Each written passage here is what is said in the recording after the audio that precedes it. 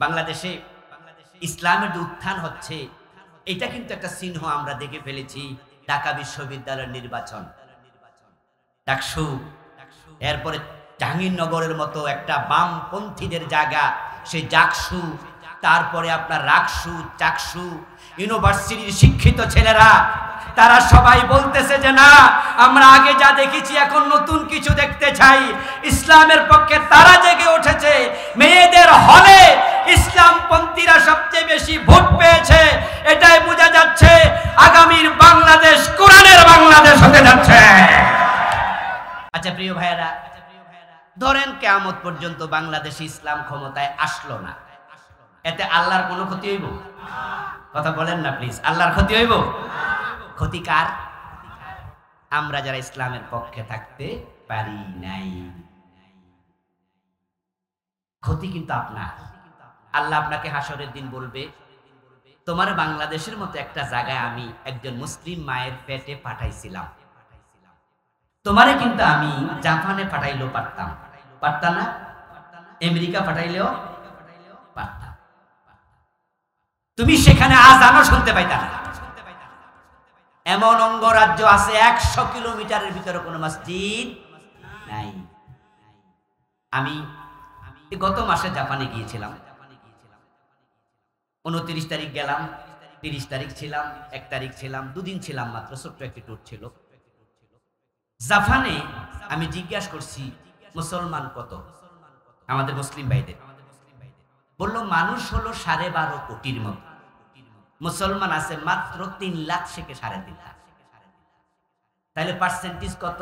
0.000 তারপরে কিছু 1%, অর্ধেক। যদি 1% হতো তাহলে মুসলমান হতো 12.5 লাখ, 12.5 কোটির মাঝে। কিন্তু 3 লাখ মানে হলো 50, মানে 20, মানে পয়েন্ট দিয়ে 25। জিজ্ঞাসা করলাম এখানে তাহলে কোন ধর্ম বেশি? বলল নাস্তিক বেশি, 52% নাস্তিক। একসময় বৌদ্ধ ছিল অনেক, মসজিদ আছে অল্প কয়েকটা। আমেরিকা এমন অঙ্গরাজ্য আছে যেখানে শত শত মাইলের ভিতরে কোনো মসজিদই নাই, আজানটাও তুমি শুনতে পেতে না, এমন জায়গায় পাঠাতে পারতাম। কিন্তু বাংলাদেশের মতো একটা ইসলামী দেশ, তোমাদেরকে মুসলিম দেশে পাঠাইছি, মুসলিম মায়ের পেটে পাঠাইছি, জন্মের পরে কানে আজান দেওয়ার সুযোগ দিয়েছি। সে তোমরা 92% থাকতে আমার ইসলাম কেন সংসদে ছিল না? আমার কোরআনের আইন কেন রাষ্ট্রে ছিল না? তুমি জবাব দাও। আল্লাহর কোনো ক্ষতি নাই, সেদিন জবাব দেয়া কঠিন হয়ে যাবে। আল্লাহ যদি বলে তোরে আমি জান্নাত দেব না, উপায় নাই। ইসলাম কোন দলের ধর্ম না, ওই যে অমুক দল তমুক দল, নো। ইসলাম আমাদের সবার। ইসলাম আসলে সবাই লাভ। একটু কল্পনা করেন তো, চোর ধরে হাত কাটার আইনের কারণে 2 মাস 6 মাস 1 বছর 2 বছর চলার কারণে এ দেশে ধরে না চুরি নাই, তাহলে আমরা সবাই নিরাপদ হয়ে যাব না? হিন্দু ঘরের দরজা খুলে ঘুমাবে, হিন্দুর ঘর চুরি হবে না, জেনা ব্যভিচার থাকবে না, জুলুম থাকবে না, কেউ কাউকে মারবে না। কেমনে মারবে? ইসলামের বিধান আল কিসাস। কেউ যদি আপনার একটা ঘুষি দেয় আর আপনি হাকিমের কাছে গিয়ে বলেন যে অমুক আমার একটা ঘুষি মারছে, ও এলাকার চেয়ারম্যান, আমি হচ্ছি রংপুরের বাসিন্দা, এলাকায় রিক্সা চালাইতে আইছি, কিন্তু চেয়ারম্যান সাহেব রিক্সায় ওইটা আমার ভাড়া কম দিছে, এজন্য আমি একটু বাকবিতণ্ডা করছি। চেয়ারম্যান সাহেব, আপনি আমার 20 টাকার জায়গায় 10 টাকা দিচ্ছেন। উনি রাগ করে একটা থাপ্পড় মেরে দিতে। আদালতের হাকিম, আমি আপনার কাছে বিচার চাই। ইসলাম হচ্ছে কুতিবা আলাইকুমুল কিসাসু ফিল কতলা, হত্যা করলে হত্যা করো। আল আইনু বিল আইন ওয়াল আনফু বিল আনফ ওয়াল উযুনু বিল উযুন। কেউ তোমার নাকে ঘুষি মারছে, আদালত বলবে ডেকে আনো, হাকিমের সামনে দাঁড় করায়া বলবে এই চেয়ারম্যান, রিকশাওয়ালাকে থাপ্পড় দিলা, এই রিকশাওয়ালা তুমি চেয়ারম্যানের গালে ঠিক ওই পরিমাণ ওজনে একটা থাপ্পড় ফিরে দাও। রিকশাওয়ালারে কিলাইয়া মাটিতে শোয়াইয়া দিল চেয়ারম্যান। রিকশাওয়ালার ইজ্জত যায় না, এত গরিব মানুষ, কিন্তু চেয়ারম্যান রে একটা থাপ্পড় মারলে পরের বার চেয়ারম্যানও লাগবে। ওই চেয়ারম্যানের বিরুদ্ধে যারা আছে তারা এটারে পোস্টার বানায় বানায় এলাকায় দিব যে রিক্সাওয়ালার মাইর খাইছে দেখো। আর একজন যদি এটা শোনে, গরিবের গায়ে হাত দেওয়ার সাহস কোনো জালেমান করবে না। মুসলিমরা নিরাপদ হয়ে যাবে। এই যে কয়দিন আগে আমাদের গাজীপুরে একজন মসজিদের ইমাম সাহেবকে গুম করে নিয়ে গেছে, আমরা শুনেছি এটা নাকি ইসকনের লোকেরা করেছে, তদন্ত চলছে। একজন মুসলমানকে, মুসলিম দেশে ইমামকে গুম করে নেয়, কত বড় সাহস! যদি এটা ইসকন করে থাকে, আমাদের দাবি হবে তদন্ত সাপেক্ষে প্রমাণিত হলে বাংলাদেশে ইসকন জঙ্গিদেরকে নিষিদ্ধ করতেই হবে। ইসলাম আসলে আপনি নিরাপদ হবেন। অর্ধ দুনিয়ার সম্রাট ওমর গাছতলায় ঘুমাতো একা একা, কোন বডিগার্ডের প্রয়োজন ছিল না। ওয়ামিলুস সালিহাত, দ্বিতীয় সত্য হলো নেকামল। নেকামল করো, নেকামল হলো মাতাকুমুর রাসূলু ফাখুযুহু ওয়া বানাকুম আনহু ফান্তাহু। আমার রাসূল যা করতে বলেছেন করো, যা ছাড়তে বলেছেন ছাড়ো। নামাজ নামাজ নামাজ ছাড়া ঈমান বাঁচে না। মেয়েদেরকে পর্দায় রাখবেন, আপনার বোন পর্দা করবে, আপনার মেয়ে পর্দা করবে, আপনার স্ত্রী পর্দায় থাকবে, নচেত আপনি হবেন দায়ুস। যদি বেপর্দায় বোন চলে, ভাই দায়ুস হবে, বড় ভাই। শাসন কেন করেনি? স্ত্রী বেপর্দায় চললে স্বামী দায়ুস হবে, শাসন কেন করেনি? মেয়ে বেপর্দায় চললে বাবা দায়ুস হয়, শাসন কেন করেনি? আর দায়ুসের ব্যাপারে নবীজির হাদিস, দায়ুস জান্নাতে প্রবেশ করবে না। সারাক্ষণ জান্নাতমুখী কথা বললাম, আলোচনার শেষ দিকে চলে আসছি। আল্লাহর কাছে দোয়া করছি, আল্লাহ আজকের সামিয়ানার নিচে যেভাবে আমরা একসাথে বসেছি, আমাদের সকলকে তোমার জান্নাতে একসাথে প্রবেশ করার তৌফিক দাও। সবাই বলেন আমিন। সূরা আল কাহফের 107 এবং 108 নম্বর আয়াতে কারিমাতে আল্লাহ তাআলা মূলত আমাদেরকে জান্নাতের সুসংবাদ দিয়েছেন। তিনি আমাদেরকে বলেছেন যে তোমরা যারা দুটি কাজ করবে, আমি তাদেরকে জান্নাতুল ফেরদাউস দেব। সুবহানাল্লাহ বলেন। জান্নাতের মাঝে সবচেয়ে বড় জান্নাতের নাম কি? ফেরদাউস। ইন্নাল্লাযীনা আমানু ওয়া আমিলুস সালিহাতি কানাত লাহুম জান্নাতুল ফিরদাউসি নুজুলা। দুটি কাজ করলে আল্লাহ তাআলা জান্নাতুল ফিরদাউস দেবেন, সবচেয়ে বড়টা দেবেন। কারণ আল্লাহ তো অনেক বড়, ঠিক না? আল্লাহু আকবার ওয়া রাব্বাকা ফাকাব্বির। মুয়াজ্জিন কানে আঙ্গুল দিয়ে দিনে 5 বার আল্লাহর বড়ত্বের ঘোষণা দেয়। আল্লাহ মহান। এবং আল্লাহ তাআলা বলছেন ওয়া রাব্বাকা ফাকাব্বির, তোমরা তোমাদের রবের বড়ত্ব ঘোষণা করো। আল্লাহ তাআলা যেহেতু বড়, আল্লাহর মনও বড়। এজন্য আল্লাহ আমাদেরকে ছোট মোটো জান্নাতের কথা বলে নাই, বলছে সবচেয়ে বড় জান্নাত জান্নাতুল ফিরদাউস তিনি দেবেন যদি আমরা দুটি কাজ করি। আচ্ছা, যে জান্নাত আল্লাহ দেয়ার ঘোষণা দিলেন, ওই জান্নাত কি আল্লাহ বানাবেন না বানিয়ে ফেলেছেন? মাশাআল্লাহ, মেসেজ আপনাদের কাছে ক্লিয়ার। আল্লাহ কিন্তু জান্নাত অলরেডি প্রস্তুত করে ফেলেছেন। এখন জান্নাত যেহেতু আল্লাহ রেডি রাখছে, জান্নাতে যারা যাবে, যাওয়ার জন্য আমাদের প্রস্তুতি নেওয়া দরকার আছে কিনা? আরে ভাই, এটা বিয়ে বাড়ির দাওয়াতে গেলে তো একটা প্রস্তুতি নিয়ে যাওয়া লাগে। আপনার পাশে বাজার, বাজারেও যদি আপনি কোনো কারণে আসেন, প্রস্তুতি ছাড়া আসেন, আপনি একটা মোমবাতি কিনলেও তো 10 টাকা পকেটে নিয়ে আসেন। তো আল্লাহর জান্নাতে আমরা যারা যেতে চাই, প্রস্তুতি নেওয়া দরকার নাই? আজকে ফজরের নামাজ যারা পড়ে নাই, তারা প্রস্তুতি নিছে তো? কিন্তু আপনি জিজ্ঞাসা করেন, বেহেশতে যাবেন, দেখবেন যে মুস্কি হাসি দিয়া বলবো চলেন। মানে মনে হয় যেন চান্স পাইলে এখনই যাই, কিন্তু নামাজ পড়ে। আমার প্রিয় ভাইয়েরা, আল্লাহর জান্নাত আল্লাহ তাআলা বানিয়েছেন, তিনি প্রস্তুত করে ফেলেছেন। এখন সেই জান্নাতে যাওয়ার জন্য আমাদেরকেও প্রস্তুতি নিতেই হবে। কোন কোন প্রস্তুতি নিলে জান্নাত পাওয়া যায়, সেটাই হলো আমার আলোচনার আজকের বিষয়, প্রতিপাদ্য। পরিতাপের বিষয় হলো বাংলাদেশের অসংখ্য এমন মুসলমানের সন্তান রয়েছেন যারা জান্নাতে যেতে চান, কিন্তু জান্নাতের প্রস্তুতি তাদের নাই। শুধু যাইতে চায়, চাইলে কি পাওয়া যায়? চাইলে পাওয়া যায় না। যদি চাইলে জান্নাত পাওয়া যেত, হিন্দুরাও জান্নাতে যাইত, কারণ তাদেরও জান্নাতে যাওয়ার শখ আছে। তারাও যাইতে চায়, স্বর্গে যাইতে চায়। এজন্য দেখবেন যে বিভিন্ন জায়গায় হিন্দুরা মরা মানুষের নামের আগে কি লেখে? স্বর্গীয়, স্বর্গীয় অমক।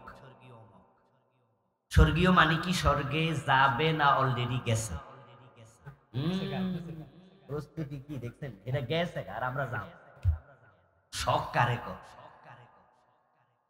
হিন্দু মিয়া সে তার আত্মীয় স্বজন যে মরে গেছে তারে অলরেডি স্বর্গে পাঠাইয়া দিছে। স্বর্গ আর জান্নাত জিনিস কিন্তু একটাই।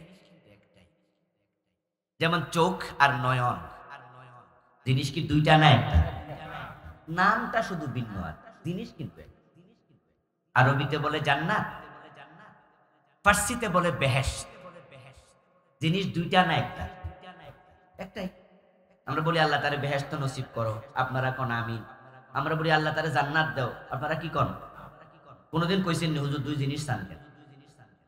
আসলে জিনিস বাংলায় বলে বাগান, ইংরেজিতে বলে হেভেন, সংস্কৃতিতে বলে স্বর্গ। কেউ বলে লাউ, কেউ বলে কদু, কেউ বলে বউ, কেউ বলে বধূ, কেউ বলে আনন্দ, কেউ বলে ফুর্তি। তারা বলেছিল ভাস্কর্য, আমরা বলেছি সেটাই হলো মূর্তি। সে আন্দোলন মনে আছে তো? আমরা বাংলাদেশে মূর্তি বিরোধী আন্দোলন করেছি, কারণ বাংলাদেশের বিভিন্ন জায়গায় গত ফ্যাসিস্ট সরকার শুধু মূর্তি বসাইছে, শুধু মূর্তি বসাইছে। তারা হাইকোর্টের সামনে পর্যন্ত ওখানে মূর্তি বসাইছিল। এটা কালো দেবতার মূর্তি বসাইছে। এর পাশে তো হলো জাতীয় ঈদগাহ। তা আমরা ঈদগাহে যাওয়ার সময় মূর্তি দেখবো, আসতে আবার মূর্তি দেখবো। পরে আমাদের আন্দোলনের কারণে হাইকোর্টের সম্মুখ থেকে তারা মূর্তিটা সরাতে বাধ্য হয়েছিল। আর শেখ মুজিবের মূর্তির তো অভাব ছিল না।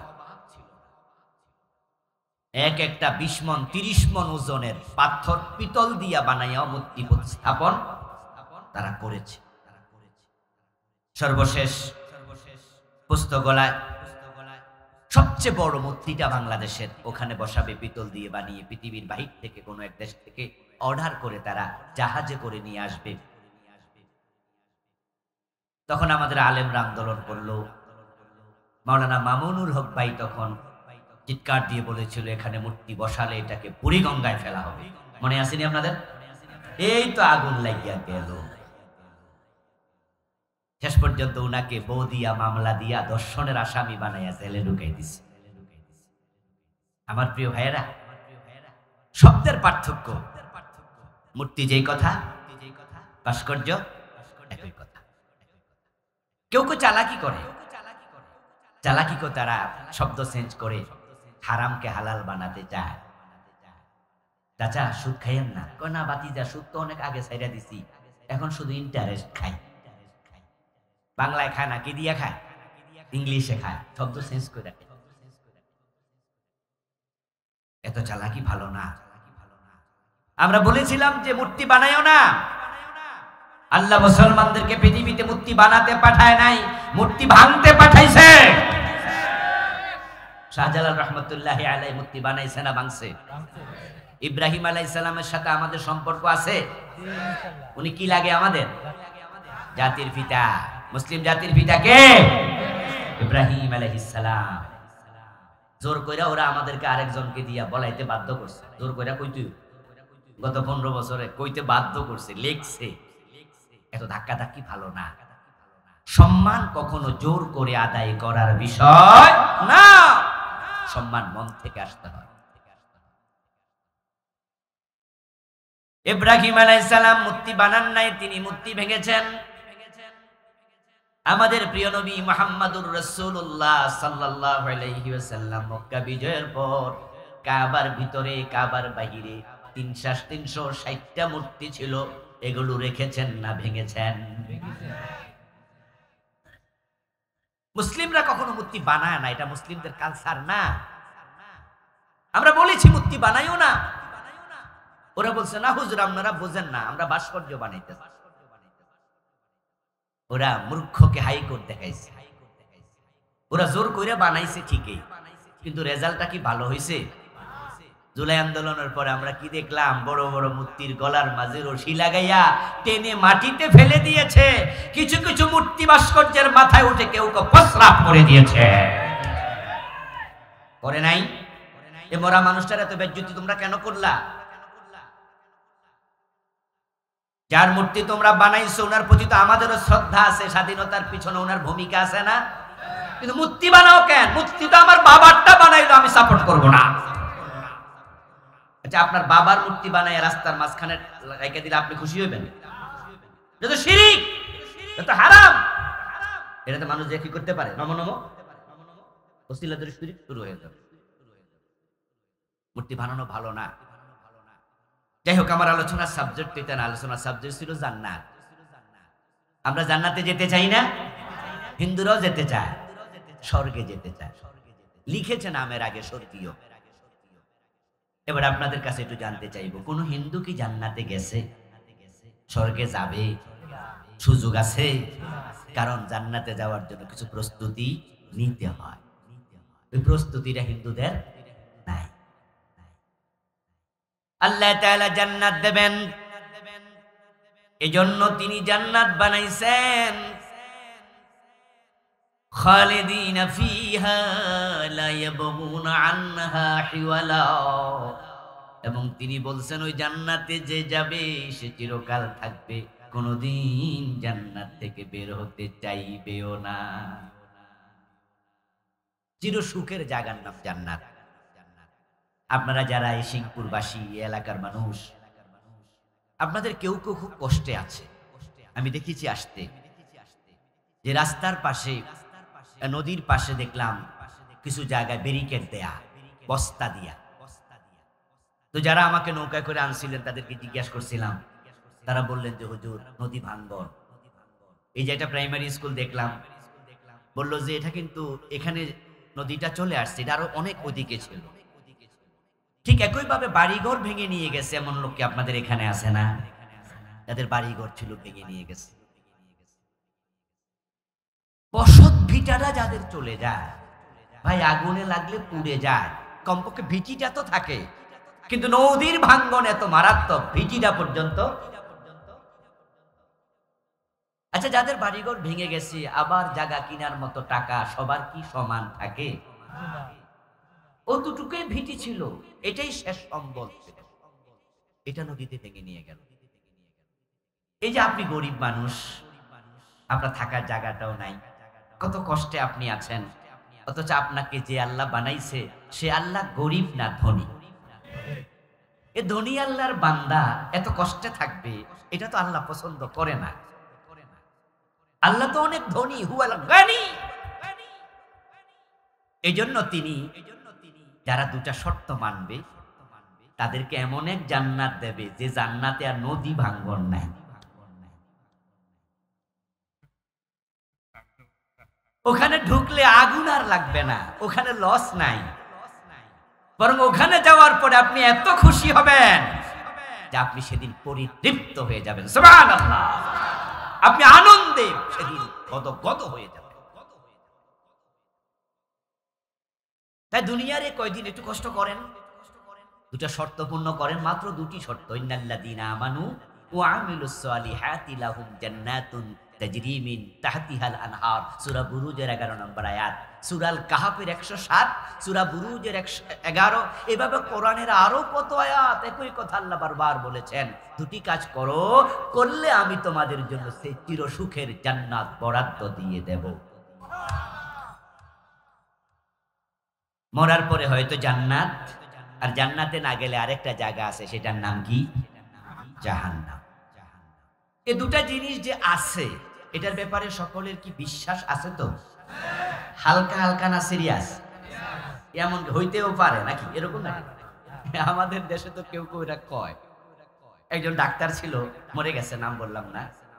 একসময় তিনি নাস্তিক ছিলেন, নাম বললে আপনারা এখানে হয়তো 90% লোকে চিনে ফেলবেন। মরছেও মাত্র 1.5-2 বছর হলো।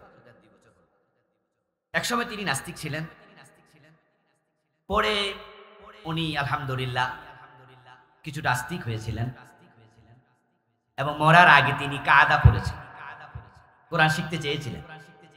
এটাও ভিডিওতে আমরা দেখলাম যে তিনি একজন হুজুরের কাছে কায়দা পড়ছেন, এটার ভিডিও দিয়েছে হুজুর। ওনার ব্যাপারে আমি জানি, ওনাকে একবার আমার কিছু পরিচিত ভাই রমাদান উপলক্ষে কিছু গিফট দিতে গিয়েছিল।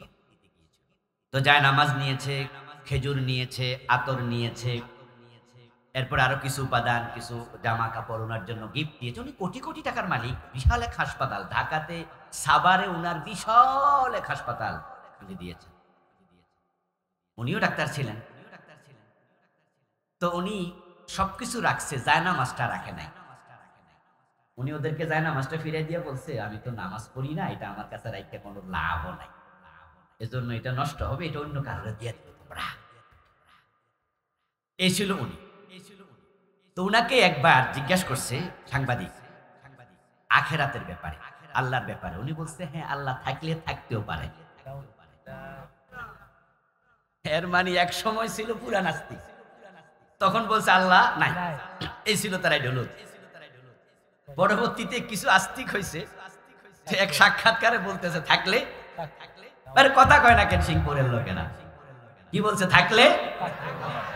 এর মানে এখনো পুরা শিউর না। তো মরার পরে যে জান্নাত জাহান্নাম আছে, এটা কি এমন থাকলে থাকতে পারে নাকি আছেই? আছে, এটা আমাদের বিশ্বাস। ওয়াবিল আখিরাতি হুম ইউকিনুন, ফারিকুন ফিল জান্নাতি ওয়া ফারিকুন ফিস সাঈর। একদল মানুষ জান্নাতে চলে যাবে, আর একদল মানুষ জাহান্নামী হয়ে যাবে। বুঝে শুনে উত্তর দিয়েন, জাহান্নামে যেতে যে যে চান হাত তোলা দেন।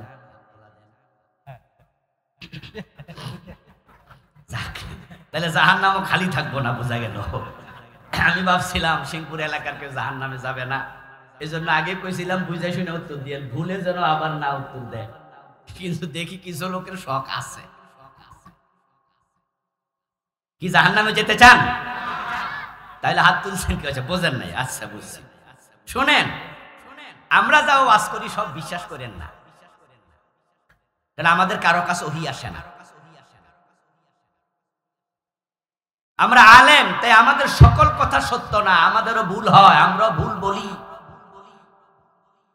এই জন্য শুনলেই হ্যাঁ, শুনলেই জি, এগুলা না, বুঝে শুনে হ্যাঁ না বলা উচিত, ঠিক কিনা?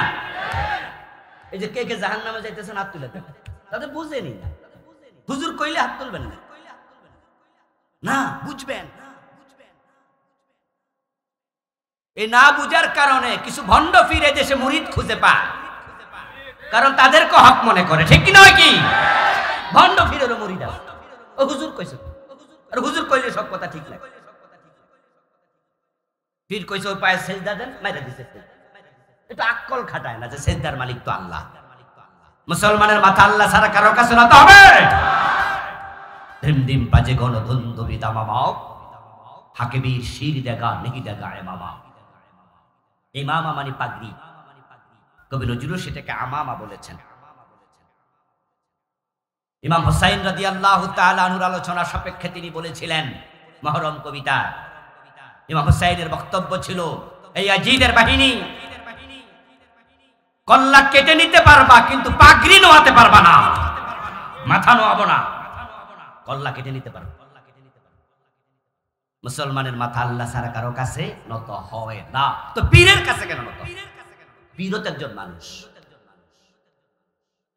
ওই যে কিছু অবুঝ লোক হুজুর কইছে, এই জন্য হ্যাঁ সব জায়গায় না, কিছু জায়গায় নাও বলতে শিখতে হবে। যখন দেখবেন যে কোনো আলেম কোরআন বিরোধী কথা বলে, হাদিস বিরোধী কথা বলে, ওই আলেম আমার জন্য দলিল না, দলিল হচ্ছে কোরআন এবং সুন্নাহ। এই চিন্তা মাথায় রাখতে হবে। আল্লাহর দন রাসূলকে দিয়া আল্লাহ গেছে গায়েব হইয়া, রাসূলের দন খাজা লইয়া শুইয়া আছে আজমিরে, কেউ ফিরে না খালি হাতে খাজা বাবার দরবারে। হুজুর কইছে, আর কিছু লোক মুস্কি হাসি দিয়া কয় ঠিক কইছে। তাহলে এখন থেকে আমার ওয়াজ যতক্ষণ চলবে বুঝা শুনা হ্যাঁ না কইতে হইবে। আবার কিছু চালাক আছে কথা কমুয়ে না, কোনটা কয়ে বিপদে পড়ি। আপনারা জান্নাতে যেতে চান? জাহান্নামে আমরা কেউ যেতে চাই? এখন জান্নাতে চাইলেই তো যাওয়া যায় না রে ভাই। যাওয়ার জন্য দুটি শর্ত দিয়েছেন কে? কোরআনের অসংখ্য আয়াতে। আল্লাহ এমন এক মহান সত্তা, উনি যা বলেন সেটাই চূড়ান্ত, সেটাই ফাইনাল। আল্লাহর কথার মাঝে কোনো হেরফের নাই। জান্নাতে যারা আমরা যেতে চাই, দুটি শর্ত তিনি দিয়েছেন। দুই মানি দুই, দুই মানি এক নয়, দুই মানি দেড় নয়, দুই মানি ফুলে দুই নয়, দুই মানি দুই। তিনি বলেছেন দুইটা শর্ত, এই দুই সত্য মানলে জান্নাত। এখন বাংলাদেশের লোকেরা অসংখ্য ইমানদার দাবি করে, কিন্তু 5 ওয়াক্ত নামাজ পড়ছে না। আবার নামাজ পড়ছে কিন্তু সাথে সুদে টাকা লাগাইয়া বসে আছে। নামাজ পড়ছে, ঘোষ না দিলে ফাইলে সিগনেচার করে না। এমন নামাজি ঘোষখোর অফিসার আছে না নাই? হাজী সাহেব হজ করেছে, বোনের হক দেয় না, নিজে জোর করে বোনেরটাও খায়, নিজেরটাও। বিয়ে করছে 40 বছর, দাড়ি পেকে গেছে, এখনো বউয়ের মোহরানা দেয় নাই। কিসের প্রস্তুতি তুমি নিয়েছো জান্নাতে যাওয়ার? ইন্নাল্লাযীনা আমানু ওয়া আমিলুস সালিহাতি কানাত লাহুম জান্নাতুল ফিরদাউসি নুজুলা। নিশ্চয় যারা ঈমান আনবে এবং নেক আমল করবে, এই দুই শর্ত যারা পূর্ণ করবে, লাহুম জান্নাতুম তাজরি মিন তাহতিহাল আনহার, তাদের জন্য আল্লাহ জান্নাতের ঘোষণা দিয়ে রেখেছেন। আল্লাহ এত মহান, তিনি তার কথার কখনো খেলাপ করেন না। তিনি কখনো ওয়াদা ভঙ্গ করে না। এর মানে আমরা যদি দুটি শর্ত পূর্ণ করি, আমরা যে জান্নাত পাবো তাতে কোনো সন্দেহ নাই। তিনি যা বলেন তাই করতে। আবার তার কথার উল্টা পাল্টা চললে আবার তিনি জান্নাত দেবেন না। যেমন ধরেন তিনি ওযু করার জন্য 4টা ফরজ করছে। ওযুর ফরজ কয়টা? 4টা। ইযা কুনতুম ইলাস সালাতি ফাগসিলু উজুহাকুম ওয়া আইদিয়াকুম ইলাল মারাফিক ওয়ামসাহু বিরুউসিকুম ওয়া আরজুলাকুম ইলাল কাবাইন। উনি বলছে যে তোমরা মুখ ধোও এবং তোমরা হাত ধৌত করো। হাত ধৌত করতে বলে একটু ব্যাখ্যা দিলেন, সেটা হচ্ছে ইলাল মারাফিক, তোমাদের কনুই সহ। এখানে আমাদেরকে ওটা সীমানা দিলেন যে তোমরা কনুই সহ হাত ধৌত করো। এখন হাত ধৌত করতে গিয়ে আপনি এখানে একটু জায়গা ধন নাই, ধরেন সেখানে এই তো একটু সামান্য ওযু হবে, কিছু তো হবে। দেখেন আপনি হিসাবটা, আল্লাহর কথা কত সিরিয়াস। মাসালা হলো, যদি কোনো ব্যক্তি ওযুতে হাত ধৌত করতে গিয়া হাতের এই অংশে একটা চুল পরিমাণ জায়গা, পশম পরিমাণ জায়গা শুকনা রাখে, তাহলে তার ওযুটা হয়। এমন নয় যে কিছু হয়েছে, হয়ই নাই। আল্লাহ তাআলা রোজা রাখতে বললেন, সেখানে একটু সীমা দিলেন, সুম্মা তিম্মুস সিয়ামা ইলাল লাইল। রোজা যখন রাখবে তোমরা রাত পর্যন্ত রোজা রাখো। সীমা দিলেন রাত, সূর্য ডুবে যখন রাত আসবে তখন। সারাদিন রোজা রাখলেন, কিন্তু বেশি ক্ষুধা লাগার কারণে সূর্য ডোবার 5 মিনিট আগে ইফতার করে নিলেন। মনে মনে ভাবলেন আর 5 মিনিটে না বাকি, 15 ঘন্টা তো রাখছি। আপনি 5 মিনিট আগে যদি জেনে বুঝে ইফতার করে ফেলেন, তাহলে সারা দিনে রোজার সওয়াব পাবেন কতটুকু? অর্ধেক, 80%। কত? তো এই যে রাখলেন সারাদিন, আল্লাহ বলেছে সীমা হলো সূর্য ডোবা, এর 1 মিনিট আগে যদি জেনে বুঝে ইফতার করো, পুরা দিন জিরো, ক্রস চিহ্ন, তুমি শেষ। আল্লাহ যে এত মহান, ওর কথার উনার কথার বাহিরে কেউ কিছু বলবে, কেউ কিছু করবে, তিনি তাকে জান্নাত দেবেন না। আবার উনার কথা যে শুনবে, এমন দেয়া দেবেন সে নিয়ে কুলাইতে পারবে না। নবীজি সাল্লাল্লাহু আলাইহি ওয়াসাল্লামের দিকে একটু তাকান। আমরা নবীজিকে কি দেখলাম? বিপদ আর বিপদে ভরা জীবন। জন্মের আগে বাবা নাই, জন্মের 5 বছর পরে মা নাই, 7 বছর বয়সে দাদা নাই, অসহায় হয়ে গেলেন, ইয়াতীম হয়ে গেলেন। তারপরে ধীরে ধীরে আগাচ্ছেন, নবুয়ত পেলেন 40 বছর বয়সে। মক্কার লোকেরা কত অত্যাচার করলো, 3 বছর জেলে ঢুকাইয়া দিল, পাথর মেরে তায়েফে রক্তাক্ত করলো। তারপরে আমরা কি দেখেছি? হিজরত করে মদিনায় চলে গেলেন, মক্কায় থাকার মতো কোনো পরিবেশ নাই। তারপরে পলানোর পথে, হিজরতের পথে যখন তিনি লুকিয়ে লুকিয়ে যাচ্ছিলেন, তখন এমন রিস্ক, তাই 3 দিন একটা গুহার ভিতরে লুকাইয়া ছিলেন। আমার রাসূল চলে গেলেন মদিনায়, মক্কার লোকেরা সেখানে গিয়ে আক্রমণ করলো। আমার রাসূল উহুদের ময়দানে দাঁত ভেঙে ফেললো, কত কষ্ট। কিন্তু আমার আল্লাহ বলছে, ওয়ালা সাওফা ইউতিকা রাব্বুকা ফাতারদা। ও নবী, কষ্টের পরে সুখ আছে। কয়দিন পরে আমি এমন নেয়ামত দেব, আপনি খুশি হয়ে যাবেন।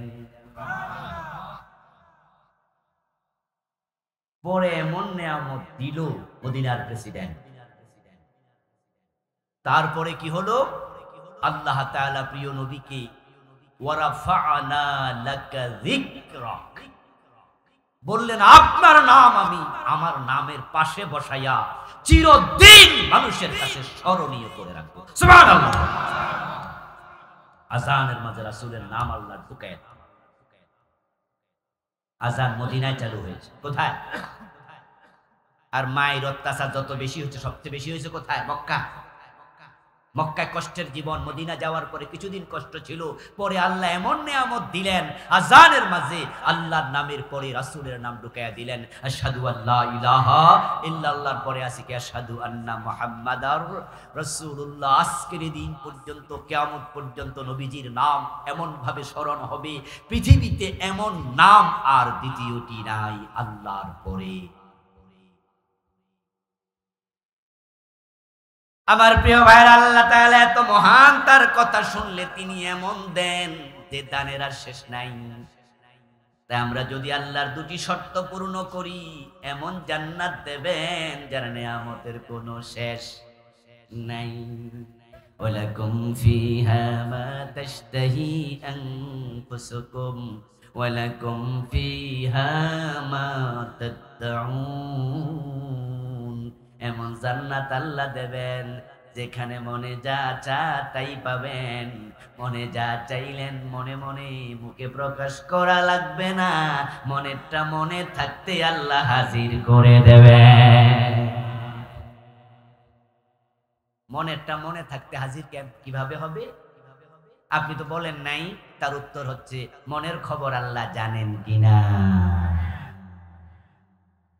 এই ওয়াজ শুনে নবীজি থেকে একজন সাহাবী এরকম মজলিসে রাসূল ওয়াজ করতেন, কথা বলছেন। একজন সাহাবী দাঁড়ালেন, দাঁড়িয়ে বলছি, ইয়া রাসূলুল্লাহ, আপনি যে বললেন সেখানে আমরা যা চাইবো তাই পাবো, মনেরটা মনে থাকতে পেয়ে যাব, তাহলে আমি যদি আল্লাহর কাছে একটা ঘোড়া চাই, হাল ফিল জান্নাতি মিন খাইল, জান্নাতে কি আল্লাহ আমাকে ঘোড়া দেবে? বর্তমানে বাংলাদেশে বাহন যেগুলো আছে সেগুলোর মাঝে আমাদের কাছে প্রাইভেট কার যেগুলো আছে, কোচ, আপনার জিপ গাড়ি আছে, ল্যান্ড ক্রুজার, মার্সিডিজ আছে না, এগুলো দামি দামি গাড়ি, প্রাইভেট কার। তৎকালীন যুগে কিন্তু প্রাইভেট কার ছিল না, তখন ছিল ওট, গাদা এবং ঘোড়া। এ উট, গাদা, ঘোড়া এই তিনটা ছিল চলার বাহন। তার মাঝে সবচেয়ে দামি ছিল ঘোড়া, কারণ ঘোড়া দিয়ে চলা যায়, ঘোড়া দিয়ে আবার যুদ্ধ করা যায়। হতে পারে সেই প্রশ্নকারী সাহাবী ধনী মানুষের সন্তান ছিলেন, তিনি ঘোড়ায় চড়তেন, তাই ভাবলেন জান্নাতে কোনো ঘোড়া চাইলে পাবো কি। নবীজি তখন তাকে বললেন, যদি তুমি জান্নাতে যেতে পারো আর আল্লাহর কাছে তুমি চাও এমন ঘোড়া, যে ঘোড়ার পাখা থাকবে আকাশ দিয়ে উড়বে, আল্লাহ তোমাকে টানাওয়ালা ইয়াকুত পাথরের ঘোড়াও দেবে। চাইতে দেরি, আল্লাহ দিতে দেরি করবে না। জান্নাত এমন এক জায়গা যেখানে যা পাবেন তাই পাবেন, যা চাইবেন তাই পাবেন। এখন এই নিয়ামতপূর্ণ জায়গাটার জন্য এক নাম্বার শর্ত হলো ঈমান। যাওয়ার জন্য সে জান্নাতে দ্বিতীয় শর্ত নেক আমল। এই দুটি আপনি পূর্ণ করুন, মরতে দেরি, জান্নাত পেতে দেরি হবে না। জান্নাত তো প্রস্তুত অলরেডি, শুধু আপনি যাবেন মাত্র। যারা শহীদ হয়, আবার বলছি আমি, উত্তর দিয়েন যারা জানেন, যারা শহীদ হয় শাহাদাতের পরে তারা জান্নাতে যাওয়ার জন্য অপেক্ষা করবে না, সাথে সাথে যাবে? অন্য মানুষেরা জান্নাতে যাবে, তাদের রুহুটা জান্নাতের একটা অংশের নাম ইল্লিয়ুন, তাদের রুহুটাকে ভাইরা পিছনে লোকেরা দাঁড়ায় আছে, কিন্তু আপনাদের কিছু ফাঁকা আমি দেখতে পাচ্ছি। আপনারা কি একটু তাদের প্রতি রহম করবেন, দয়া করবেন, ভালোবাসবেন একটু, প্লিজ প্লিজ। একটু ফাঁকা যদি এক বিগত থাকে, এক বিগতি পূর্ণ করে ফেলেন প্লিজ। এই যে এদিকেও জায়গা আছে, মুরব্বী আপনারা কষ্ট করেন না, একটু একটু চাচা একটু এদিকে চাপেন। হ্যাঁ একটু প্লিজ, জিকির করুন লা ইলাহা ইল্লাল্লাহ।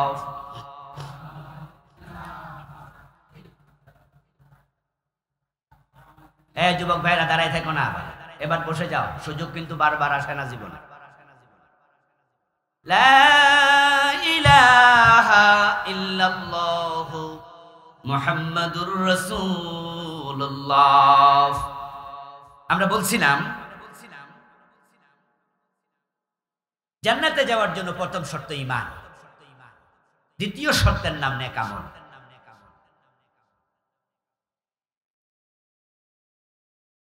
এটুকু ওয়াজ শুনে মনে মনে কেউ ভাবছেন তাহলে তো মাশাআল্লাহ আমি জান্নাতি, কারণ আমার ঈমানও আছে, আমি নামাজ কালামও পড়ি। হ্যাঁ, এই দু শর্ত কিন্তু আমি দেই নাই, দিয়েছেন কে? তো জান্নাত দেওয়ার ঘোষণা করছেন কে? তাহলে নিশ্চয় আপনি জান্নাতি। আপনার চিন্তা ভুল নয়, কিন্তু এবার বলুন তো সকলের ঈমান খাঁটি না কিছু ভেজাল ঈমান আছে? সমস্যাটা এখানে, সমস্যাটা এখানে। ঈমান যে আপনি দাবি করলেন, কোরআন মাজিদ আল্লাহ তাআলা বলছেন আহাসিবান নাস আন ইউতরাকু আন ইয়াকুলু আমান্না ওয়া হুম লা ইফতানুন। মানুষ কি মনে করছে আমি ঈমান এনেছি এটা বললে আমি ছেড়ে দেব? তার ঈমানটা আসল না ভেজাল, পরীক্ষা করব না বুঝি? তাহলে বোঝা গেল ঈমানের মাঝে কিছু ভেজাল হতে পারে। নবীজি যখন মদিনায় হিজরত করে গেলেন, নবীজি সাল্লাল্লাহু আলাইহি ওয়াসাল্লামের হাতে হাত রেখে যারা কালেমা পড়েছিল মদিনায়, তাদের মাঝে একজনের নাম ছিল আব্দুল্লাহ ইবনে উবাই। ওর নাম কি আপনারা শুনেছেন? যারা শুনছেন হ্যাঁ বলুন। সে মুমিন না মুনাফিক? ছোট মুনাফিক না বড় মুনাফিক? জান্নাতি না জাহান্নামী? জাহান্নামের মাঝখানে না নিচে? কই থাকবে? অথচ কালেমা পড়ছে কার হাতে? নবীজির হাতে। আব্দুল্লাহ ইবনে উবাই ইবনে সালুল নবীজির হাতে হাত রেখে কালেমা পড়েছিল, কিন্তু তার ঈমানটা আসল ঈমান না ভেজাল? ভেজাল ঈমান ছিল। এজন্য ঈমান আছে দাবি করলে হবে না, ইমানটাকে খাঁটি করতেই হবে।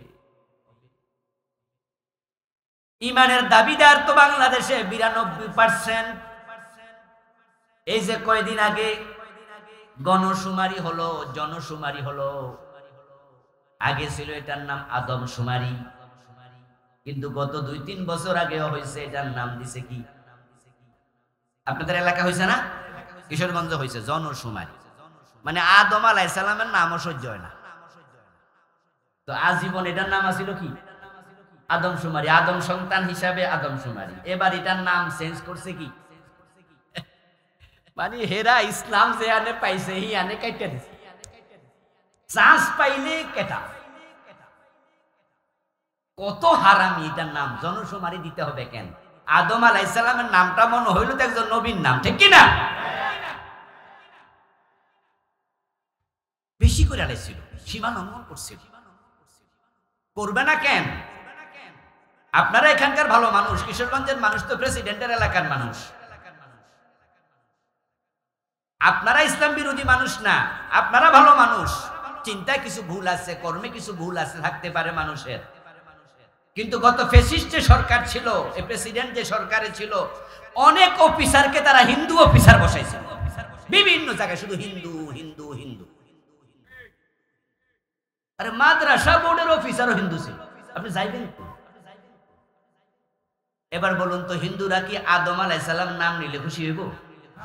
ইব্রাহিমের নাম নিলে খুশি হইব? ও বেটারা চান্স পাইলে কাটে দিছে, চান্স পাইলে ইসলাম রেখা এমন কাটা কাটতেছিল। মাদ্রাসার বইতে মন্দিরের ছবি ঢুকাই, 2024-এর মাদ্রাসার বই। আমি মাদ্রাসার শিক্ষক, আমি দেখে শুনে বলতেছি। আমাদের 8-এর বই, 7-এর বইতে একবারে কাবারের মাঝে হাফ প্যান্ট পরা মাইয়ার ছবি দিছে। মাদ্রাসার বই, মাদ্রাসার বইয়ের কভারের মাঝে ঢোল, তবলা, হারমোনিয়ামের ছবি দিছে। দোস্ত, কোন দিকে যাচ্ছিল? আসলে কি জানেন, এই দেশটাকে শাহজালালের দেশ বলে, বলে না? শাহজালালের বাংলাদেশ কয় না? শাহ মাখদুমের বাংলাদেশ, রহম করো আল্লাহ। এরকম একটা গান আছে না? আমার তো কণ্ঠ ভালো না, এই জন্য গাইলাম না। আসলে শাহজালালের বাংলাদেশ, শাহ মাখদুমের বাংলাদেশ, খান জাহান আলীর বাংলাদেশ। এই দেশটা যে আমরা আলহামদুলিল্লাহ পেয়েছি, মুসলিম দেশ হিসাবে শাহজালালের অবদান আছে না নাই? আর এটা তো কৃষ্ণপুরের দেশ, এটা দুর্গাপুরের দেশ, এটা ব্রাহ্মণবাড়িয়ার দেশ, এটা ব্রাহ্মণপাড়ার দেশ। এখানে কৃষ্ণপুর আর দুর্গাপুরের অভাব নাই। আমার নিজের গ্রামের নামও দুর্গাপুর, অথচ আমার গ্রামে এখন একজন হিন্দুও নাই। এর মানে কি দাঁড়ালো? এখানে একসময় হিন্দু ছিল। আমার গ্রামের নাম যারা রেখেছে শুরুতে, ওই লোক দুর্গা পূজারই ছিল, দুর্গা পূজা করত, যার কারণে সে তার গ্রামের নাম কি রাখছে? দুর্গাপুর। এই যে আজকের এই দিনে এখন একজনও দুর্গার পূজারী আমার গ্রামে নাই, হিন্দু নাই। এগুলোর পিছনে শাহজালালের ভূমিকা নাই, শাহ মাখদুমের নাই, খান জাহান আলীর নাই, ফুরপুরার পীর সাহেবের নাই, সরসিনার পীর সাহেবের নাই। এটা তো ওলি আল্লাহর বাংলাদেশ। সে ওলি আল্লাহর বাংলাদেশের মাদ্রাসার বইয়ের কভারের মাঝে মূর্তি কেন আসবে? হাফ প্যান্ট পরা মেয়ে কেন আসবে? দোতরা হারমোনিয়াম কেন আসবে? আদম আলাইহিস সালামের নাম বাদ দিয়া কেন জনশুমারি দিতে হবে? তারা যখন শাহজালালের বাংলাকে মুসলিমদের বিরুদ্ধে নিতে চাইছিল, আসমানওয়ালা সহ্য করে নাই, গজব দিয়া শেষ করে দিছে।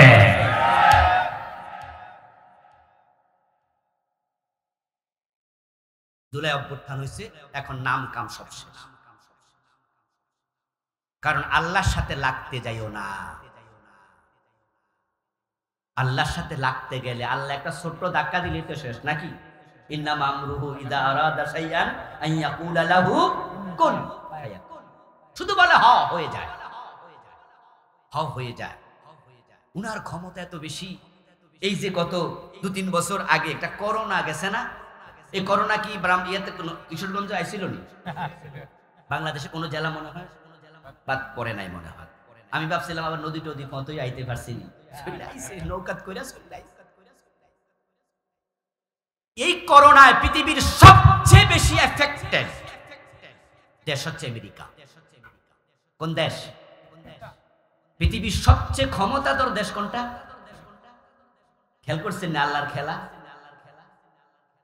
আমেরিকা পৃথিবীর সবচেয়ে পাওয়ারফুল রাষ্ট্র, কিন্তু নিউ ইয়র্ক শহরে এক দিন ৩,০০০, ৪,০০০, ৫,০০০, ৭,০০০ মরে গেছে করোনায়। আমেরিকার মতো এত মানুষ আর পৃথিবীর কোথাও মরে নাই। করোনা শেষ হওয়ার কিছুদিন পরেই আমার আমেরিকার সফর ছিল।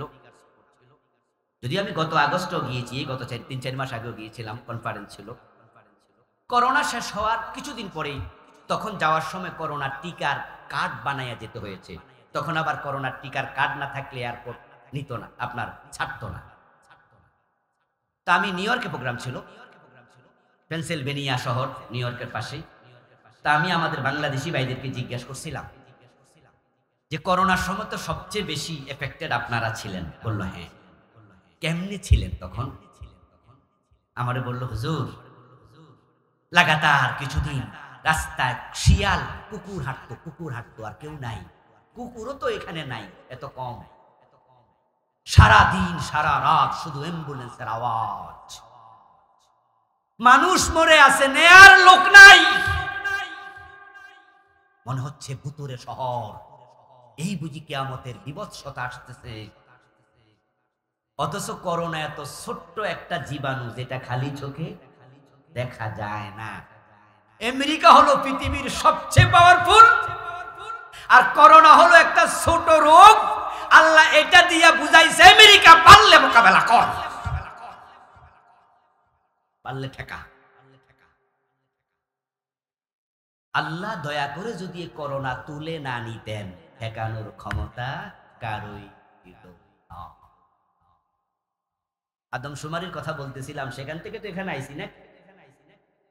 ওরা যখন আদমরাও সহ্য করে নাই, আল্লাহ ছোট্ট একটা ধাক্কা মারছে, আর কিছু না। ওই পোলাপান দিয়া, যে পোলাপান গুলো ওদের বিরুদ্ধে আন্দোলন করলো, আর এগুলোর আন্দোলন দমন করা তো সাবেক প্রধানমন্ত্রীর জন্য কোনো ব্যাপারই না। যেখানে বড় বড় দল চুপ করাই লেছে, এই স্কুল কলেজের পোলাপান কোনো ব্যাপার? কিন্তু না, তাদেরকে দিয়ে শেষ হয়ে গেল সবকিছু। কারণটা কিন্তু এখানে নয়, কারণটা অন্য জায়গায়। এই জন্য আপনাকে বলছি, শিক্ষা নেন।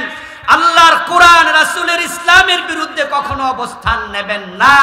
যদি নেন, তাহলে আল্লাহ আরো বড় ধাক্কা দেওয়ার ক্ষমতা আল্লাহর আছে না? না, এমন ধাক্কা দেবেন সহ্যই করতে আর পারবেন না। বলছিলাম জান্নাতে আমরা যেতে চাই, এই জনশুমারির কথা এই জন্যই আসলো। এর আগে মুসলমান ছিল নাকি 90%, এই গত জনশুমারিতে 2% বাড়ছে। এখন বাংলাদেশে মুসলমান হলো 92%। এজন্য আমরা সকলে মনে করি আমরা তো মোমেন, আমরা তো ঈমান। আসলে তা না। এই 92% মুসলমানের ভিতরে কি কাদিয়ানির নাম পড়ে নাই? ভাইরা বলেন না, বাংলাদেশে কাদিয়ানি আসেনি? তো এরার নাম কি হিন্দুর ভিতরে গেছে? কাদিয়ানি কি হিন্দু? ইহুদি, খ্রিস্টান। ওরা নিশ্চয়ই লেখছে আমরা মুসলমান। এজন্য তো আমরা হুজুররা দাবি করতেছি ওদেরকে রাষ্ট্রীয়ভাবে কাফের ঘোষণা করতে হবে, কারণ তারা বাংলাদেশে কাদের পরিচয় থাকে? মুসলিম।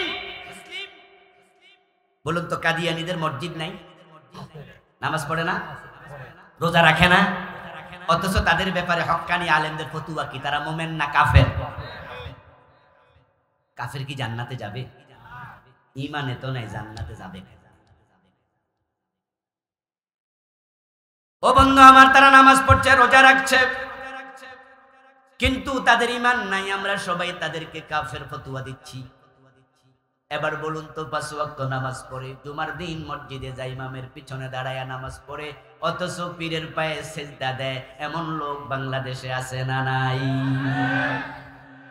মাজারে সেজদা দেয় এমন লোক কিশোরগঞ্জে আসেনি? ইন্না লিল্লাহ। যারা আল্লাহ ছাড়া অন্যকে সেজদা দেয়, পীরের পায়ে সেজদা দেয়, ঈমান থাকে না? যা যে পীরের পায়ে সেজদা দেয় সে মুমিন না মুশরিক? তো তুমি জান্নাতে কেমনে যাবে? জান্নাতে যাওয়ার জন্য প্রথম শর্তই তো হলো ঈমান।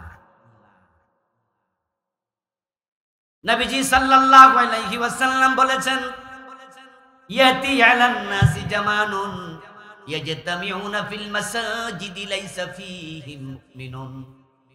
এমন একটা জামানা আসবে যে জামানার মানুষগুলো মসজিদে জামাতের সাথে নামাজ পড়বে, কিন্তু তাদের মাঝে একজনেরও ঈমান থাকবে না।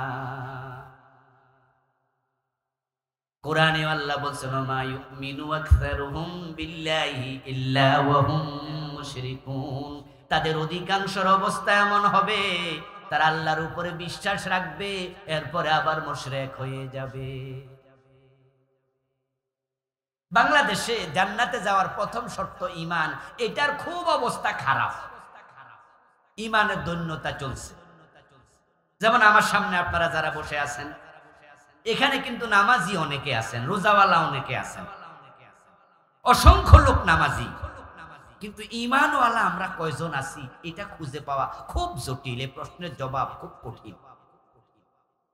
কারণ নবীজি বলছে, ইমাম সাহেব মুয়াজ্জিন মুসল্লি লাইসা ফীহি মুমিন ওয়াহিদ, একজন মুমিন থাকবে না। এমন একটা জামানাও আসবে।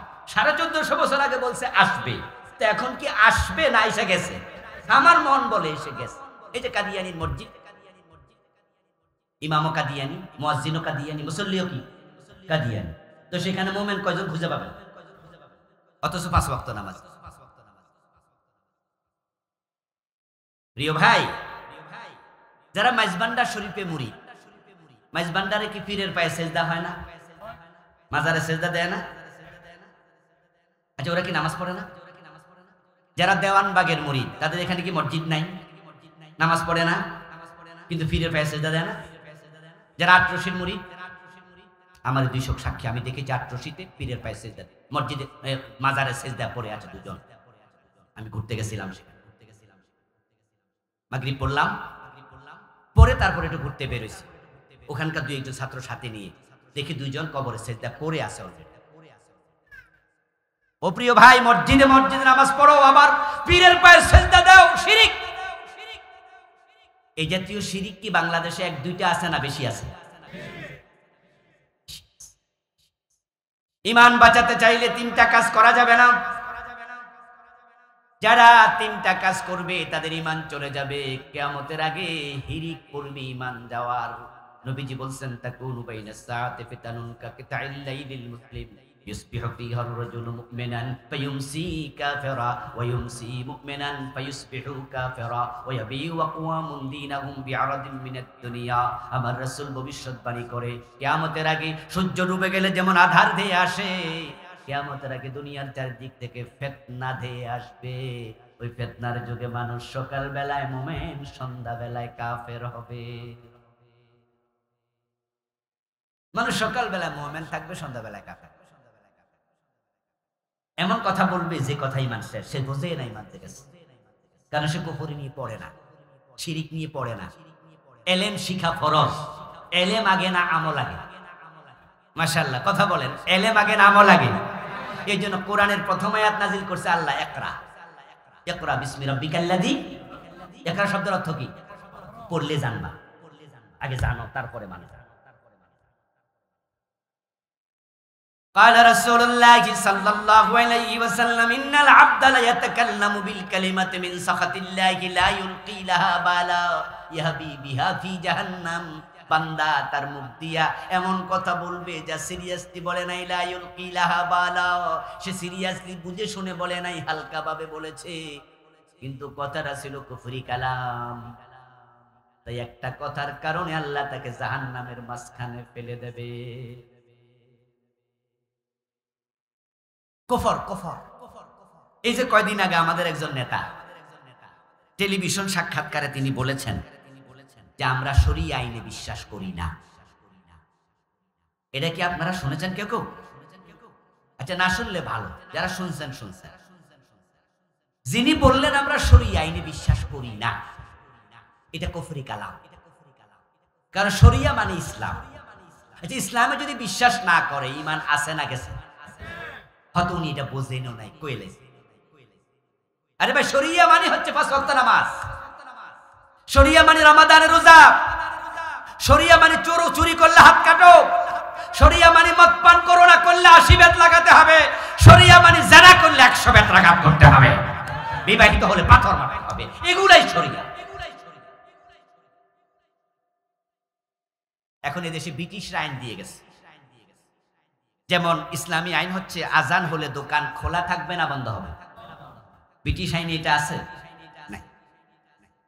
ইসলামী আইন হলো চুরি করলে হাত কাটা হবে, ব্রিটিশ আইন হলো চুরি করলে জেলে দিতে হবে। আমাদের দেশে কি হাত কাটার আইন আছে? ব্রিটিশটা আমরা মানছি। ইসলামী আইন হলো মদ পান করলে 80 বেত দিতে হবে। ব্রিটিশ আইন হলো যদি অনুমতি নিয়ে খায় অসুবিধা নেই, যেমন শেরাটন, রেডিসন, সোনারগাঁ হোটেলে সেখানে মদের বার আছে না, ওখানে পুলিশ কোনোদিন অভিযান চালাইতে শুনছেন? কারণ তারা অনুমতি নিয়ে দোকান খুলছে, সেখানে কেউ ধরতে যায় না। আর ইসলামের বিধান হলো ওমরের ছেলে মদ পান করেছে, তাকে রেহাই দেয়া হয়। তাই মদ্যপানের অপরাধে প্রিয় পুত্রকে নিজ করে মেরেছ দোররা, মরেছে পুত্র তোমারই চোখের পরে। আমরা সবাই কিন্তু এমনি মাদক বিরোধী। যেমন আপনারা এখানে যারা আছেন, আপনার ছেলে আপনার ভাই মদ পান করুক, কেউ কি চান? এটা আমরা কেউ চাই? কিন্তু বাংলাদেশে মদ নাই, ইয়াবা, হেরোইন, ফেন্সিডিল, আফিম, আরো কত নামও তো জানি না সব। কেন? আমরা তো সবাই মাদক বিরোধী। মদ কেন? কারণ বাংলাদেশে রাষ্ট্রীয়ভাবে ব্রিটিশ আইন চলার কারণে তারা মদ বন্ধ করতে চায় না। এই 54 বছরে মাদক নির্মূলের কোন উদ্যোগ সরকার নেয় নাই, কোন সরকার নেয় নাই, মুখে মুখে বলে না। এখন বিভিন্ন বিদেশি ডেলিগেট আসে তো আমাদের দেশে, আসে না? সাদা সামরার কত খ্রিস্টান মিস্টান ইহুদি আসে, তো কত হেরা যদি একটু মদ চায় তো কেমন হয়ে যায় না মেহমান মানুষ। আমি বলবো দোস্ত, তারা কি সৌদি আরব সফরে যায় না? কথা বলেন না কেন? সৌদি আরবে কি বিদেশি ডেলিগেট যায় না? তো সৌদি সরকার তো মদ দেয় না। তোমার দেশে আসলে পতিতা দিতে হবে কেন হোটেলে? তোমার দেশে টাঙ্গাইল শহরে কেন পতিতালয় থাকবে? তোমার দেশে কেন যমুনার তীরে পতিতালয় থাকবে? বিদেশি ডেলিগেটকে পতিতা হাওলাত দিতে হবে হোটেলে, কোন কারণে? সৌদি আরবে তো দেওয়া হয় না। ইসলাম যখন মানবে, অর্ধেক ইসলাম না পুরো ইসলাম মানতে হবে। ওদখুলু ফিস সিলমে কাফা, ইসলামে পুরা ঢোকো।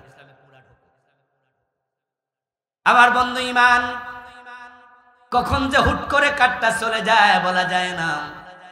এই জন্য ঈমান ধরে রাখতে হলে কখনো কুফর করা যাবে না।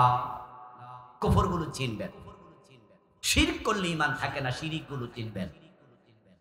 বাংলাদেশে শিরকের অভাব নাই, গ্রামে গঞ্জে শিরিক বেশি। আর যে এলাকায় ভণ্ডপীরের মাজার আছে ওখানে তো শিরকের বাজার মিলে গেছে। এই কিশোরগঞ্জে কি ভণ্ডপীরের মাজার আছে? থাকলে সাবধান থাকবে। পীর সাহেবের দোষ নাই, আমি জানি না যে পীরের মাজার দিয়েছে ওই পীর ভণ্ড কিনা আমি জানি না, এই জন্য আমি তার দোষ বেশি দেই না। দোষ দেই তার মুরিদদের, যারা ব্যাককল ওই মরা পীরকে নিয়ে ব্যবসার দোকান খুলেছে। দোষ দেয় আপনাকে যে আপনি একজন ব্যাককল। ব্যাককল বুঝেন তো? আকল কম। আচ্ছা, আপনি যে ব্যাককল না এটা কিভাবে প্রমাণ করবেন? আপনি যে পীর সাহেবের রওজায় গেলেন, যাই 100 টাকা দিলেন, 100 টাকা থেকে পীর সাহেব কত পায়? এই ভাই কন না, কোন কথা কন না, কত পাইছে? আচ্ছা, উনারে তো দিলেন নাকি?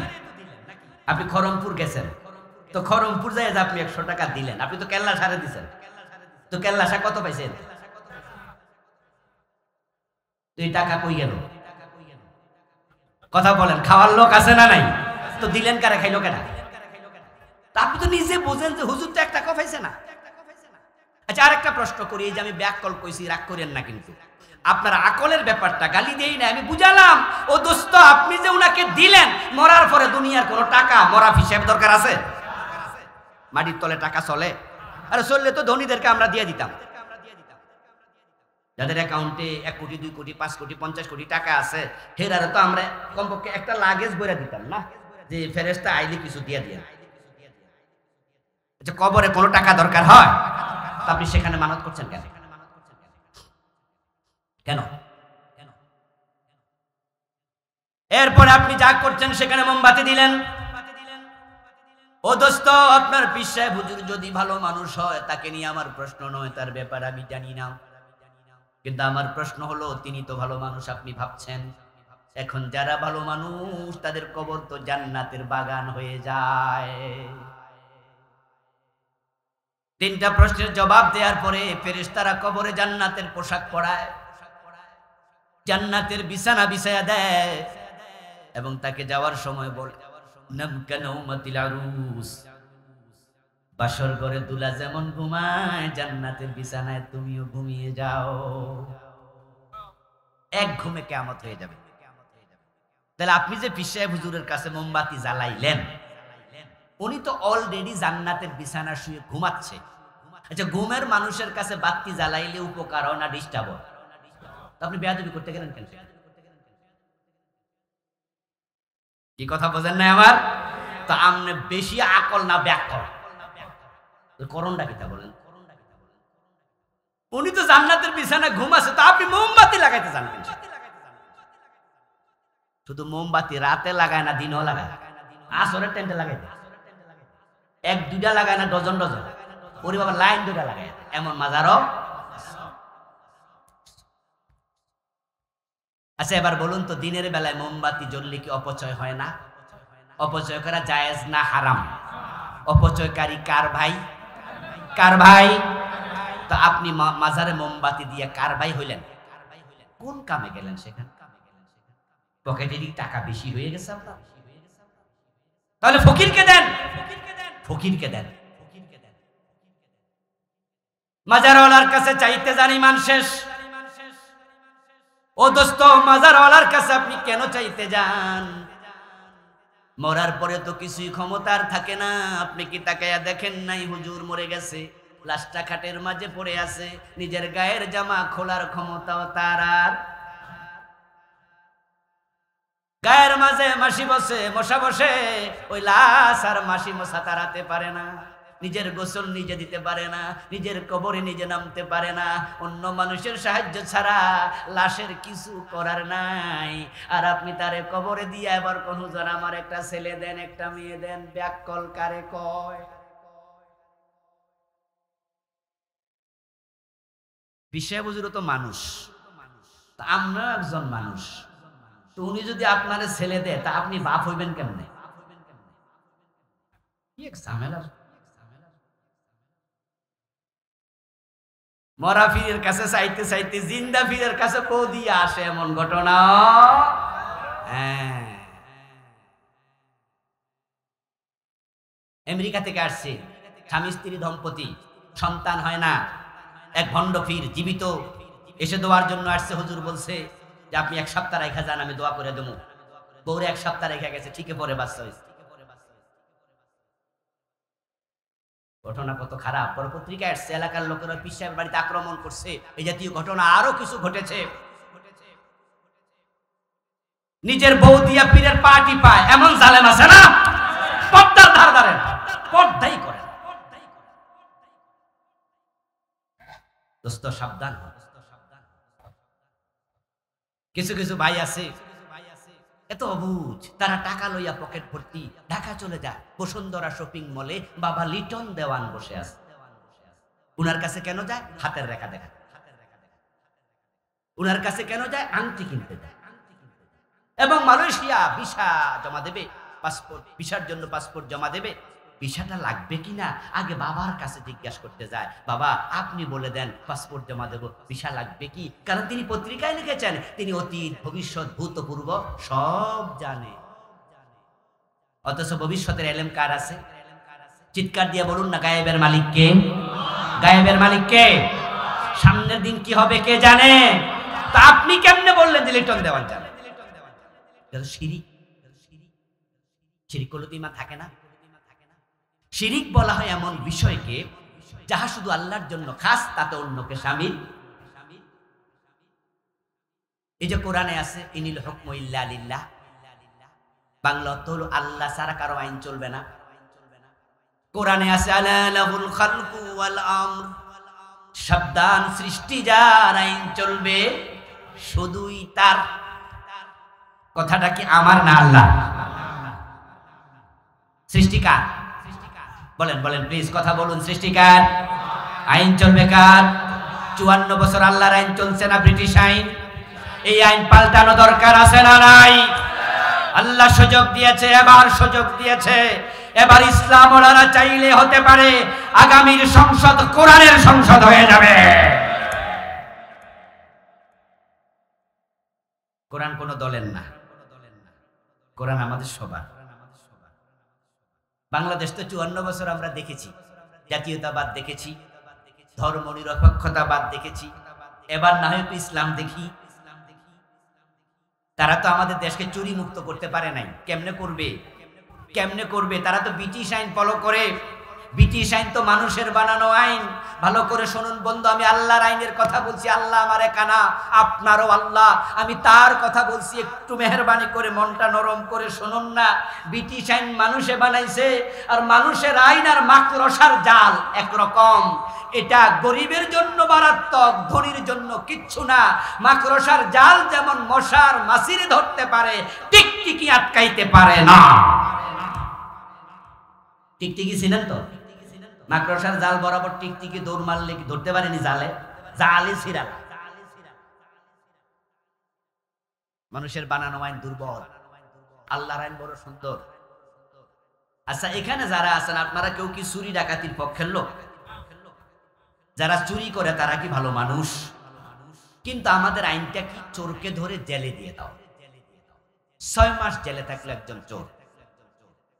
আপনাদের কাছে আমার জানতে চাই, আমার জানতে চাওয়া, আচ্ছা চোর যে জেলে থাকলো, জেলখানার ভাড়া দিছে তো? ওখানে যে 2-3 বেলা খাইছে, খানার বিল দিছে তো? ওখানে যে গোসল করছে, বিদ্যুতের আলো নিচ্ছে, বিদ্যুতের বিল দিছে তো? হেরে মাগনা খাওয়াইলে নাকি ভালো মানুষ? আচ্ছা চোরের যে আপনি 6 মাস খাওয়াইলেন, বেটা মাগনা খাইল, মাগনা থাকলো, মাগনা গোসল করলো, আচ্ছা টাকা লাগে নাই? এই টাকাটা সরকার কোথায় পেল? আপনাদের। এই যে 1 বোতল পানি আপনি 20 টাকা দিয়ে কিনেন, এর মাঝে ভ্যাট নাই? Yes, 15%, 15% VAT. 100 টাকার মাঝে সরকার 15 টাকা নিয়ে গেছে, আপনি টেরই পান নাই। আপনি ভাবছেন আমি দোকানদার থেকে 20 টাকা দিয়ে কিনছি। আরে ভাই, দোকানদার যে আপনার পর্যন্ত এটা আনছে, কোম্পানিকে উৎপাদনের সময় 15% সরকারকে ভ্যাট দিয়া ওইটা যোগ করে দাম মূল্য ধরছে, মানে আপনার টাকা নিয়ে গেছে। মোবাইলে 100 টাকা দোকান না, রিচার্জ করা সাথে সাথে 85 টাকা ঢোকে, 15% সরকার নিয়ে। আপনার লেখা উঠছে 100, কিন্তু টাকা 100 দেয় নাই, 85, 15% ভ্যাট। আর আমরা যারা একটু পয়সাওয়ালা মানুষ, আমরা 1 লাখ টাকা যদি জমাই, সেখানে সরকারকে ট্যাক্স দিতে হয় আবার 15,000। এটাকে বলে ট্যাক্স। তাহলে ভ্যাটে 15%, ট্যাক্সে কত পার্সেন্ট? মোট কত হাজার? 1 লাখে 30,000। সরকার এইভাবে টাকা নিয়ে রাষ্ট্র চালায়। আমার টাকা আপনার টাকা জেলখানার কয়েদিদেরকে খাওয়ায়, 6 মাস তারে জেলে রাখলা, আমার টাকা দিয়ে খাওয়াইলা, সে তো মানুষ ভালো না। অথচ যদি ইসলাম মানতা 10 টাকা খরচ হতো না, ধরে হাত কাটা দিতা। একটা চোরের হাত কাটলে 100 চোর তারের মতো সোজা হয়ে যাবে।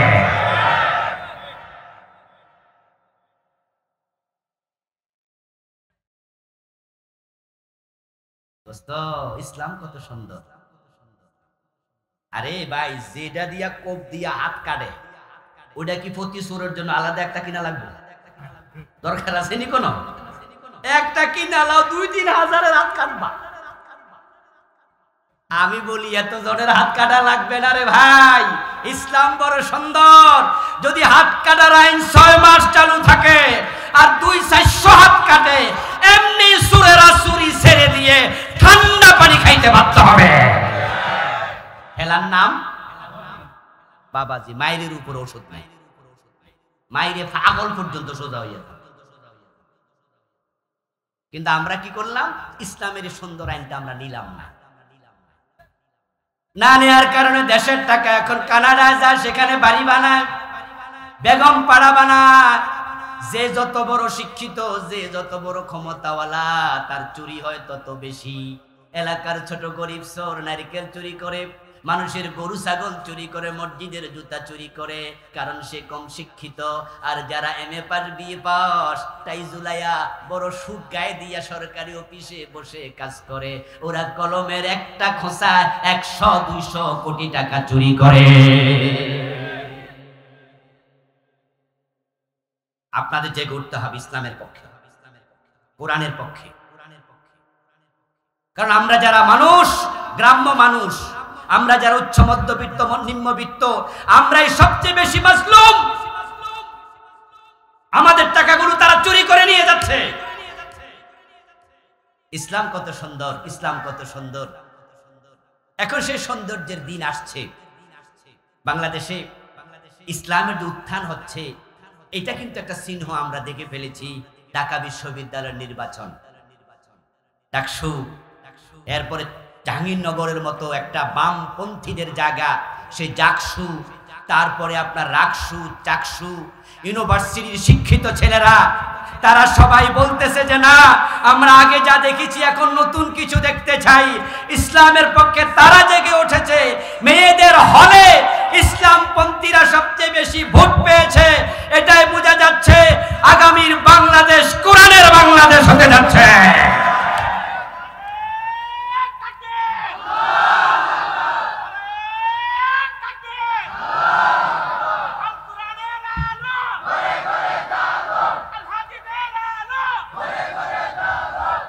আচ্ছা প্রিয় ভাইয়েরা, ধরেন কিয়ামত পর্যন্ত বাংলাদেশে ইসলাম ক্ষমতায় আসলো না, এতে আল্লাহর কোনো ক্ষতি হইব?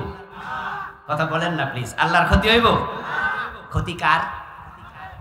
আমরা যারা ইসলামের পক্ষে থাকতে পারি নাই।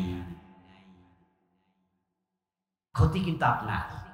আল্লাহ আপনাকে হাসরের দিন বলবে, তোমার বাংলাদেশের মতো একটা জায়গায় আমি একজন মুসলিম মায়ের পেটে পাঠাইছিলাম, তোমারে কিন্তু আমি জাপানে পাঠাইলেও পারতাম, পারতাম না? আমেরিকা পাঠাইলেও পারতাম, তুমি সেখানে আজানও শুনতে পাইতা না। এমন অঙ্গরাজ্য আছে 100 কিলোমিটারের ভিতরে কোনো মসজিদ নাই।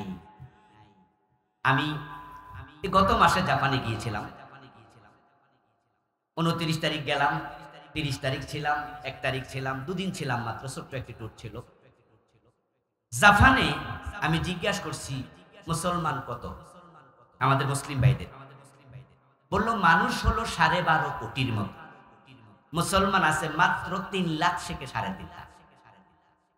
তাহলে পার্সেন্টেজ কত? 0.000 তারপরে কিছু 1%, অর্ধেক। যদি 1% হতো তাহলে মুসলমান হতো 12.5 লাখ, 12.5 কোটির মাঝে। কিন্তু 3 লাখ মানে হলো 50, মানে 20, মানে পয়েন্ট দিয়ে 25। জিজ্ঞাসা করলাম এখানে তাহলে কোন ধর্ম বেশি? বললো নাস্তিক বেশি, 52% নাস্তিক। একসময় বৌদ্ধ ছিল অনেক, মসজিদ আছে অল্প কয়েকটা। আমেরিকা এমন অঙ্গরাজ্য আছে যেখানে শত শত মাইলের ভিতরে কোনো মসজিদই নাই, আজানটাও তুমি শুনতে পেতে না, এমন জায়গায় পাঠাতে পারতাম। কিন্তু বাংলাদেশের মতো একটা ইসলামী দেশ, তোমাদেরকে মুসলিম দেশে পাঠাইছি, মুসলিম মায়ের পেটে পাঠাইছি, জন্মের পরে কানে আজান দেওয়ার সুযোগ পেয়েছি। সে তোমরা 92% থাকতে আমার ইসলাম কেন সংসদে ছিল না? আমার কোরআনের আইন কেন রাষ্ট্রে ছিল না? তুমি জবাব দাও। আল্লাহর কোনো ক্ষতি নাই, সেদিন জবাব দেয়া কঠিন হয়ে যাবে। আল্লাহ যদি বলে তোরে আমি জান্নাত দেব না, উপায় নাই। ইসলাম কোন দলের ধর্ম না, ওই যে অমুক দল তমুক দল, নো। ইসলাম আমাদের সবার। ইসলাম আসলে সবাই লাভ। একটু কল্পনা করেন তো, চোর ধরে হাত কাটার আইনের কারণে 2 মাস 6 মাস 1 বছর 2 বছর চলার কারণে এ দেশে ধরে না চুরি নাই, তাহলে আমরা সবাই নিরাপদ হয়ে যাব না? হিন্দু ঘরের দরজা খুলে ঘুমাবে, হিন্দুর ঘর চুরি হবে না, জেনা ব্যভিচার থাকবে না, জুলুম থাকবে না, কেউ কাউকে মারবে না। কেমনে মারবে? ইসলামের বিধান আল কিসাস। কেউ যদি আপনার একটা ঘুষি দেয় আর আপনি হাকিমের কাছে গিয়ে বলেন যে অমুক আমার একটা ঘুষি মারছে, ও এলাকার চেয়ারম্যান, আমি হচ্ছি রংপুরের বাসিন্দা, এলাকায় রিক্সা চালাইতে আইছি, কিন্তু চেয়ারম্যান সাহেব রিক্সায় ওইটা আমার ভাড়া কম দিছে, এজন্য আমি একটু বাকবিতণ্ডা করছি। চেয়ারম্যান সাহেব, আপনি আমার 20 টাকার জায়গায় 10 টাকা দিচ্ছেন। উনি রাগ করে একটা থাপ্পড় মেরে দিচ্ছে। আদালতের হাকিম, আমি আপনার কাছে বিচার চাই। ইসলাম হচ্ছে কুতিবা আলাইকুমুল কিসাসু ফিল কতলা, হত্যা করলে হত্যা করো। আল আইনু বিল আইন ওয়াল আনফু বিল আনফ ওয়াল উযুনু বিল উযুন। কেউ তোমার নাকে ঘুষি মারছে, আদালত বলবে ডেকে আনো, হাকিমের সামনে দাঁড় করায়া বলবে, এই চেয়ারম্যান, রিকশাওয়ালাকে থাপ্পড় দিলা, এই রিকশাওয়ালা, তুমি চেয়ারম্যানের গালে ঠিক ওই পরিমাণ ওজনে একটা থাপ্পড় ফিরে আনো। রিকশাওয়ালারে কিলাইয়া মাটিতে শোয়াইয়া দিল চেয়ারম্যান। রিকশাওয়ালার ইজ্জত যায় না, এত গরিব মানুষ, কিন্তু চেয়ারম্যান একটা থাপ্পড় মারলে পরের বার চেয়ারম্যানও লাগবে। ওই চেয়ারম্যানের বিরুদ্ধে যারা আছে তারা এটারে পোস্টার বানায়া বানায়া এলাকায় দিব যে রিকশাওয়ালার মাইর খাইছে, দেখো। আর একজন যদি এটা শোনে, গরিবের গায়ে হাত দেওয়ার সাহস কোনো জালেমান করবে না। মুসলিমরা নিরাপদ হয়ে যাবে। এই যে কয়দিন আগে আমাদের গাজীপুরে একজন মসজিদের ইমাম সাহেবকে গুম করে নিয়ে গেছে, আমরা শুনেছি এটা নাকি ইসকনের লোকেরা করেছে, তদন্ত চলছে। একজন মুসলমানকে, মুসলিম দেশে ইমামকে গুম করে নেয়, কত বড় সাহস! যদি এটা ইসকন করে থাকে, আমাদের দাবি হবে তদন্ত সাপেক্ষে প্রমাণিত হলে বাংলাদেশে ইসকন জঙ্গিদেরকে নিষিদ্ধ করতেই হবে। ইসলাম আসলে আপনি নিরাপদ হবেন। অর্ধ দুনিয়ার সম্রাট ওমর গাছতলায় ঘুমাতো একা একা, কোন বডিগার্ডের প্রয়োজন ছিল না। ওয়ামিলুস সালিহাত, দ্বিতীয় সত্য হলো নেকামল। নেকামল করো, নেকামল হলো মাতাকুমুর রাসূলু ফাখুযুহু ওয়া বানাকুম আনহু ফান্তাহু। আমার রাসূল যা করতে বলেছেন করো, যা ছাড়তে বলেছেন ছাড়ো। নামাজ নামাজ নামাজ ছাড়া ঈমান বাঁচে না। মেয়েদেরকে পর্দায় রাখবেন, আপনার বোন পর্দা করবে, আপনার মেয়ে পর্দা করবে, আপনার স্ত্রী পর্দায় থাকবে, নচেত আপনি হবেন দায়ুস। যদি বেপর্দায় বোন চলে, ভাই দায়ুস হবে। বড় ভাই শাসন কেন করেনি? স্ত্রী বেপর্দায় চললে স্বামী দায়ুস হবে, শাসন কেন করেনি? মেয়ে বেপর্দায় চললে বাবা দায়ুস হয়, শাসন কেন করেনি? আর দায়ুসের ব্যাপারে নবীজির হাদিস, দায়ুস জান্নাতে প্রবেশ করবে না। সারাক্ষণ জান্নাতমুখী কথা বললাম, আলোচনার শেষ দিকে চলে আসছি। আল্লাহর কাছে দোয়া করছি, আল্লাহ আজকের সামিয়ানার নিচে যেভাবে আমরা একসাথে বসেছি, আমাদের সকলকে তোমার জান্নাতে একসাথে প্রবেশ করার তৌফিক দাও। সবাই বলেন আমিন। হাযা মা ইনদি ওয়াল ইলমু ইনদাল্লাহ আলাইহি তাওয়াক্কালতু ওয়া ইলাইহি উনীব।